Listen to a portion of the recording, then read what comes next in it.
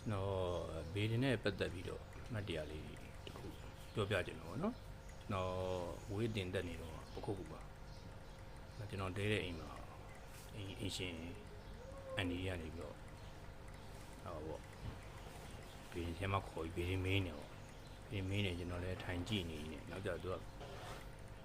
အတူရောမေးပါလားမေးတော့ကျွန်တော်လည်းသိပြီးတော့ဘေးဒင်ကိုယုံတယ်လို့လည်းမဟုတ်ဘူးအဲ့ဒါမမေးတော့ပါဘူးဆိုတော့ဟေးပါတယ်ဟိုလိုမျိုးအများကြီးလည်းမပေးရပါဘူး200 300ပေးရင်ရတယ်အဲ့ဒါကျွန်တော်လည်းအမေးရမယ်မသိတော့အဲ့တော့ဘယ်ရှင်အိမ်အောင်ကြမလဲပေါ့ဘယ်ရှင်အိမ်အောင်ကြမလဲနောက်ကျွန်တော်ရဲ့အိမ်အောင်ဘက်ကဘလို့ပုံစံမျိုးလဲပေါ့အဲ့လိုလေးပဲကျွန်တော်မေးလိုက်တော့ဘယ်ရှင်တူကနေပဲကျွန်တော်ကိုနောက်4-5နှစ်အတွင်းမှာ4-5နှစ်အတွင်းမှာဒီ9နှစ်အတွင်းမှာကျွန်တော်အိမ်အောင်ကြမယ်နောက်ပြီးတော့အဲ့ရှင်ကကျွန်တော်မှာကရီးသားရှိတယ်ပေါ့နော်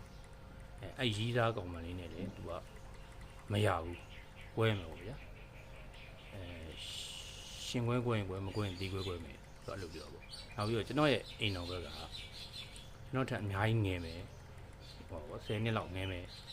ငယ်ချောလေးပေါ့ဆရာမတို့မဟုတ်သူနာပြုဆရာမအဲ့လိုမျိုးပေါ့အဲ့လိုမျိုးလုပ်တဲ့အဲ့လိုမျိုးအလုပ်ကိုလုပ်နေတယ်ပေါ့အဲ့လိုမျိုးနဲ့ရမယ်ဆိုပြီးတော့ဟောတာပေါ့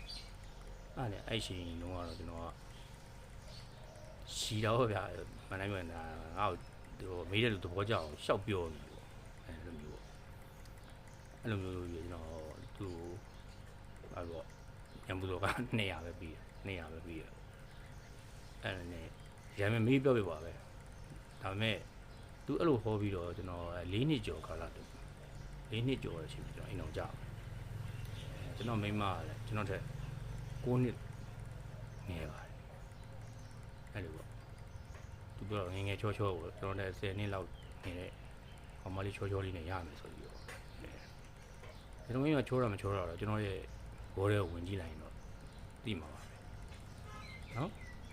အားလေးပါမယ်အဲ့လိုမျိုးအခုကမှကျွန်တော်ရဲ့ဘေးအမှတ်တရလေးမှန်ခဲ့တဲ့ဟာလေးကိုနောက်တော့လမ်းကြော်ရင်တော့အခုသွားပြီးတော့အဲ့ဆရာမကိုပြန်ရှာဖို့စိတ်ကူးရှိပါတယ်